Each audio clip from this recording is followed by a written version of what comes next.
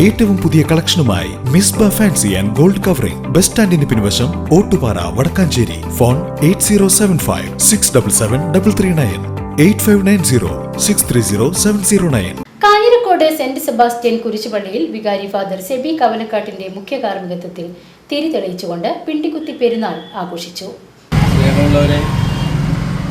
തിരുനാളിൻ്റെ ആശംസകളും പ്രാർത്ഥനകളും നിങ്ങൾക്ക് എല്ലാവർക്കും സ്നേഹത്തോടെ നേരുന്നു. ധനക തിരുനാൾ പ്രകാശത്തിൻ്റെ തിരുനാളാണ്.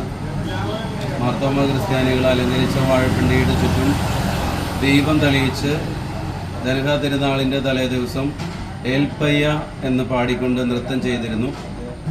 നമ്മളിപ്പോൾ ഒന്നും നൃത്തമൊന്നും ചെയ്യുന്നില്ല. ഏൽപ്പയ്യ എന്ന സുറിയാനി വാക്കിൻ്റെ അർത്ഥം ദൈവം പ്രകാശമാകുന്നു എന്നാണ്. പ്രകാശമായിട്ട് ഉദിച്ചു വരുന്ന കർത്താവിനെ സ്തുതിച്ചുകൊണ്ടുള്ള തിരുനാൾ ആഘോഷമാണ് നമ്മുടെ ധനക തിരുനാൾ എന്ന് പറയുന്നത്. നാളെയാണ് ധനക തിരുനാൾ ആഘോഷിക്കുന്നതെങ്കിലും തലേ ദിവസം വൈകിട്ടാണ് മാർത്തോമ സ്ലിഹായുടെ മാർത്തോമ ക്രിസ്ത്യാനികളുടെ പാരമ്പര്യം അനുസരിച്ച് പിണ്ടി തെളിയിക്കുന്നത്. ഞങ്ങളുടെ എല്ലാവരുടെയും പ്രാർത്ഥനാശിസുകളോട് അനുഗ്രഹങ്ങളോടുകൂടെ ധനക തിരുനാളിൻ്റെ ഒരുക്കമായിട്ടുള്ള ഈ പിണ്ടി തെളിയിക്കൽ കർമ്മം ആരംഭിക്കുകയാണ്.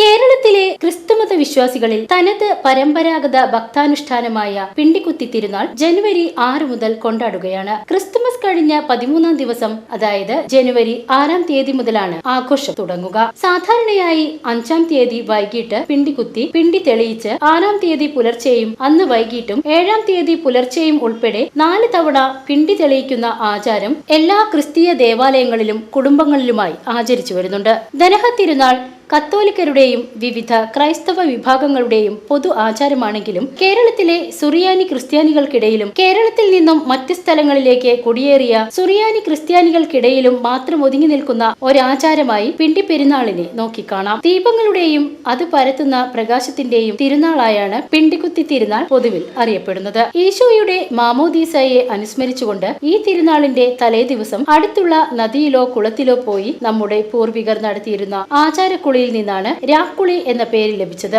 ലോകത്തിന്റെ പ്രകാശമായ മിശിഹായെ ബഹുമാനിക്കുന്നതിനും സ്തുതിക്കുന്നതിനും വാഴപ്പിണ്ടിയിൽ പന്തം കൊളുത്തി അതിനു ചുറ്റും പ്രദക്ഷിണം വെച്ചുകൊണ്ട് ദൈവം പ്രകാശമാകുന്നു എന്ന് ആർത്തു വിളിച്ചിരുന്ന പതിവിൽ നിന്നാണ് പിണ്ടിക്കുത്തി പെരുന്നാൾ ഉണ്ടായത്. ദേവാലയങ്ങളിലും വീടുകളിലും വിശുദ്ധിയോടെ പിണ്ടിക്കുത്തി പെരുന്നാൾ ആചരിച്ചു വരുന്നു. VCV news, Kanjirakode.